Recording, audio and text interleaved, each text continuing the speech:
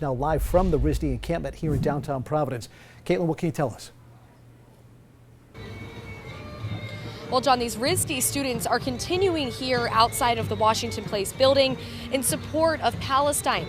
Now, inside of the building is where it gets interesting. 22 students, as well as one member of the community, we're told, they're barricaded inside, and you can see up there, their students are hanging out of the window there. They have some flags and signs. We've actually seen some food and drinks being delivered up to these students because they say they're not coming down anytime soon. Now, the students on the ground here are out here to stand in solidarity with the students that are barricaded inside. They say they'll be here until their needs are met. It's a two-pronged approach for demonstrators at the RISD campus. It's different and it's definitely extreme, but what else do you do? A protest outside, as well as 22 students and one community member barricaded in classrooms on the second floor.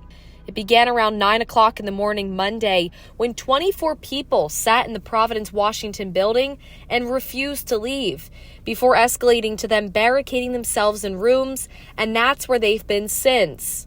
We're out here early. We were here till 2 a.m. We got back here at 8 a.m. We're just here to support whatever they decide to do throughout the day. Last night we also engaged in negotiations with President Crystal Williams and Provost Tuba Gadesi, which ended in them not meeting our demands, as we've stated, and we made it clear that that is why we are occupying the building, is for those demands to be met. For their part, RISD officials have issued a statement saying in part, quote, "We have and continue to affirm our students' rights to freedom of expression, freedom of speech, and peaceful assembly. RISD condemns violence and injustice and does not support any form of hate." But that hasn't gotten protesters out.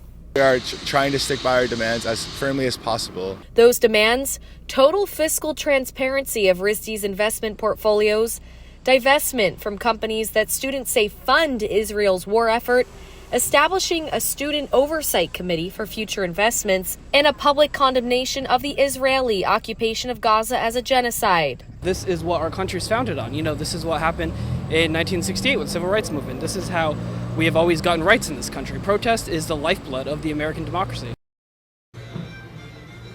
Now, the president of RISD says students who normally take classes in the classrooms that are now occupied have to go elsewhere. Live in Providence, Caitlin Gelhaus, ABC 6 News.